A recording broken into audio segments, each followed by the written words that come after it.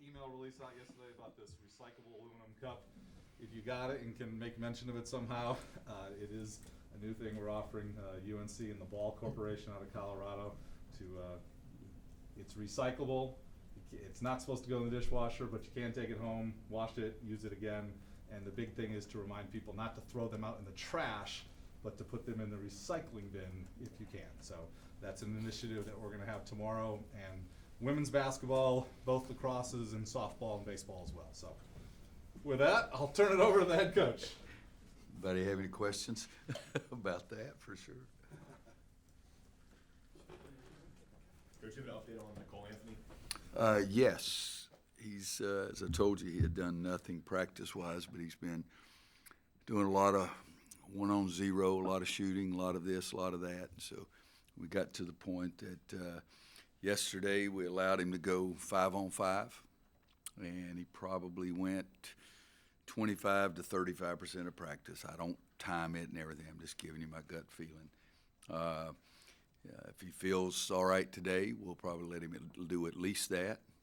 And if he feels all right tomorrow, when we come in for shoot around, there's a possibility, not a possibility, the probability that I would play him tomorrow. And all the stuff that he's been doing has been, like I say, 1-on-0. He shot a lot. I've given him some shooting drills, challenged him. How long does it take you to make 125 threes? So it's not been like you guys shooting outside by yourself. I mean, he's really worked it, and we'll just have to wait and see how he feels today. We're at almost the 6-week point, and so I feel a heck of a lot more comfortable than I did before, and he's dying to try to play, so we'll see what happens. And it's strictly, if he comes in today and says he's sore, then he's not going to play. But if he comes in today and says he feels great and handles it well, then, like I say, there'll be a probability I'll play him.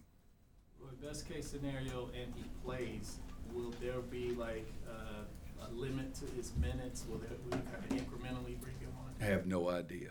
I'll watch how he runs up and down the court and how well he's playing. He's not going to play 40 minutes.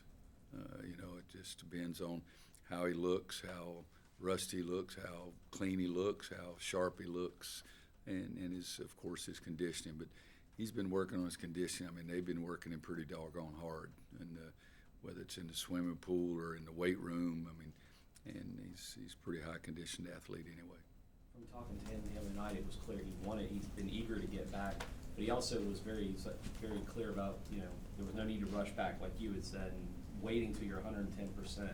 How's he handled that part about, he wants to be out there, but he's been responsible with what he's been doing? I think that's a good word. I think he's been responsible. I think our trainer's been responsible. I think everybody's tried to look at the big picture and see what is best, and he's an athlete that I have a tremendous amount of respect for and trust in what he's saying about how he feels.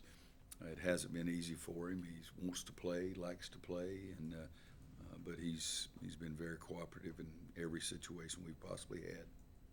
He's been sitting next to you guys on the bench as opposed to usually individual players to the end of the bench. How much has that helped him sort of maybe We'll see see. the game? In your discussions with him, do you think he's maybe seen the game a little bit differently? Well, I think he's seen it differently. I told the story in here. I did it to Drew Gooden 20 years ago, how many it was, and I thought it helped Drew immensely. And we'll wait and see on Cole. Roy, so the next question, once you get Cole back, it becomes, okay, he's been out for these number of games. How do people kind of adjust back to him? Is that, I'm guessing that's just basically a process? Nobody knows, but again, we've got good kids who look at the big picture and look at the team, and he looks at the team. If it goes out there, I mean, it was a young man, Ryan Kelly. He was set out a long time, came back and got 36 his first game. Ray Flafrance sat out an extra week for me and came back and got 32 his first game. I've had other guys that came back and didn't play very well the first game, so we'll just have to wait and see on all that. But he's a good teammate. His teammates care about him and understand what's going on, and so I'm not saying it's going to be the smoothest ride. I'm just saying nobody knows until you get into it. Garrison said the other day that when Cole went down, after a few games, he learned that he had to be the guy to bear a little bit more responsibility of leading, being the aggressor, and his production obviously has gone up. What else have you seen from the rest of the team, like how they've gotten better as a group since Cole went down? Well, I think Garrison being willing to take that responsibility has been a big thing for us, probably the biggest thing. And we said, hey, guys, you need to throw the ball to him. He needs to touch it more. And everybody's accepted that. And Cole sat there and watched that improvement, and Cole will go, he'll fall right in line with that itself. But, everybody makes way too, in my opinion, everybody makes way too much of it. I mean, you're either a good teammate or you're a bad teammate.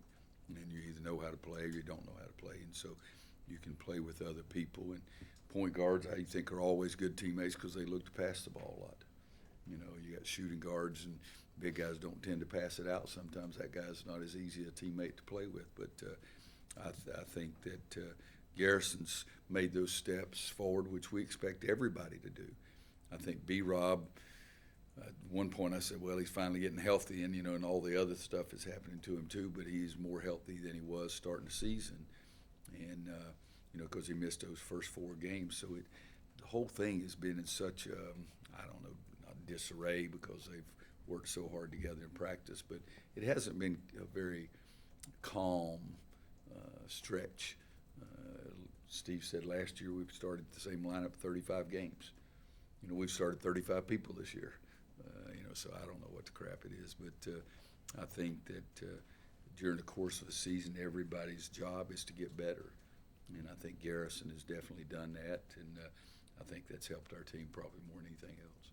Roy, do you at all, talk to your team and say, this is what we have to do to find our way into the NCAA tournament? Or do y'all take it by a one I've day never at a time? spoken to them about making the NCAA tournament. I've talked to them about, let's get better today.